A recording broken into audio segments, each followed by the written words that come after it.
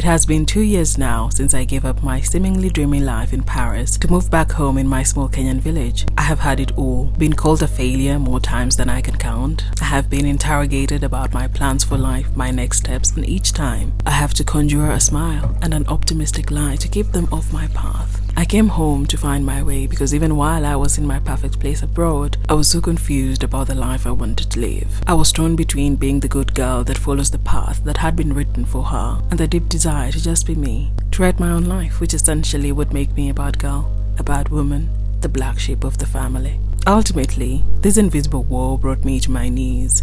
It overwhelmingly burnt me out and I had to give up my dream place in order to find me. Did I make the right choice? It's a question I have every few months, and more so now that I have been out of touch with the real life for 2 years. Being coped up in this little village, hiding, that's what some people say, has been one of the most eye-opening experiences. Of course, there are times where I create scenarios about how I could have prevented myself from coming back here, but then I remind myself of the realities that I could not overcome on my own while living in a foreign country. These realities that held me back from a lot, and I didn't even know it. I have noticed that sometimes we are so hard on ourselves, more so when we have gone through something difficult and when we have found the answers. We start comparing the present day us with our past selves, and we start admonishing the past self for not doing what the present self thinks was the right thing to do. It's interesting how we can be our own worst enemies.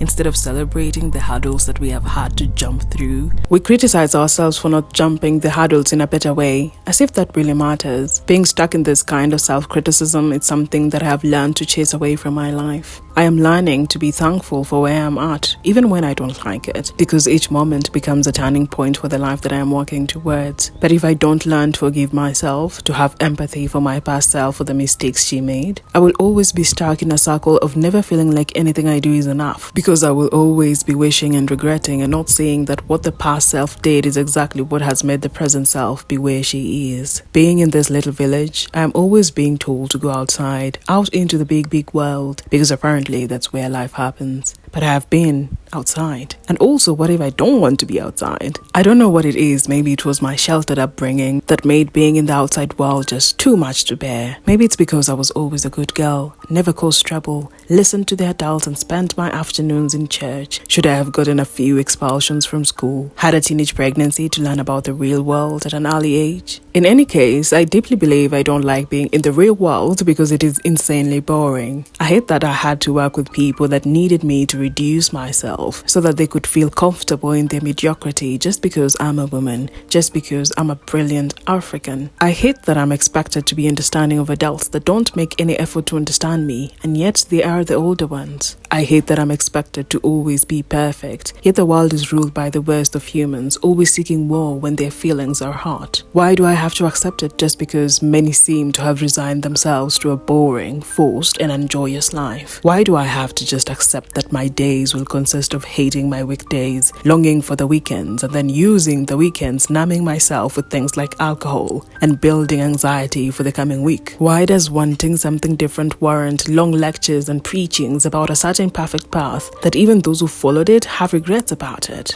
But why? Why?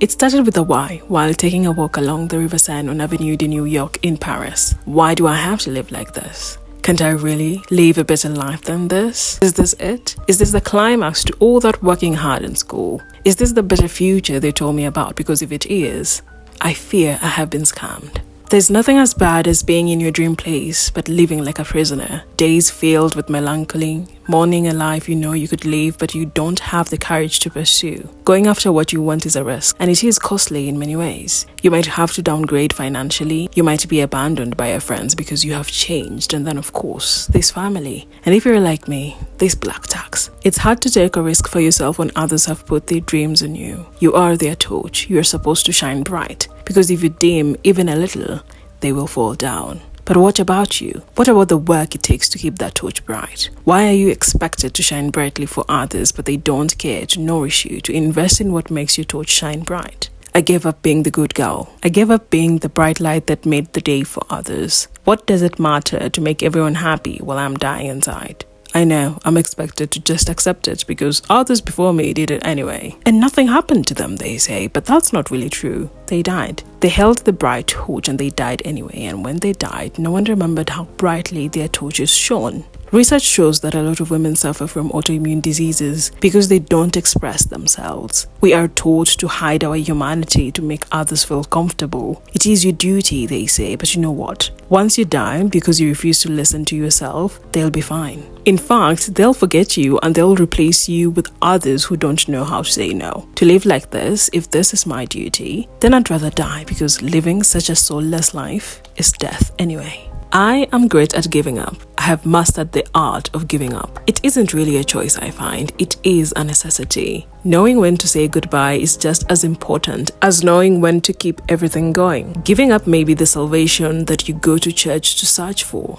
Giving up may be the answer to the many questions that keep you up at night. Question is, do you have the courage to give up the you that you know, the one that is familiar when you look in the mirror? Giving up means opening yourself to a version of you that you have never met, or one that you left a long way ago. Giving up means opening the doors to meeting yourself on a path that you never imagined, and one that you have to learn to navigate and many times on your own. To reinvent yourself, you have to give up many times. You have to arrive at a destination and leave because it is not good for you. But what about all the effort you put in to get there? That's what you have to grapple with. The weight of the investment versus letting it all go and starting from scratch again. I don't know about you, but to me, giving up feels like giving myself a chance, and living like this, knowing that I can have as many chances to do whatever I want, there's nothing as pacifying, there's nothing that brings more courage than this. Because I know and I believe that I can always do it. I have a long CV of always doing it and being okay anyway. I have also found that giving up makes things clear. It makes you think about what you're doing and whether it is worthwhile for you to continue doing it. There's nothing as time wasting in this short life as putting your time, energy, and resources into something that ends up being a complete liability. As much as I believe that there is no wasted experience because you can always learn from every encounter, you don't need to be the one to go through it to learn. You can look at other people's lives to find the answers that you're looking for. When you feel stuck at a certain stage in life, taking time to think about how your life would look like if you give it all up helps you to find clarity. The feelings that crop up will either reinforce that you are on the right path or will make it clear that you need to say goodbye. Arrivederci. And this is actually the hardest part. Finding the courage to pack it up, especially when the next step is unclear, is gut-wrenching. But if you want to move forward, you have to do it anyway. This is why giving up requires courage. It takes seeing yourself and giving yourself compassion. It's like taking a painting you've been working on and stripping it all back to a plain canvas. It's why giving up is an art.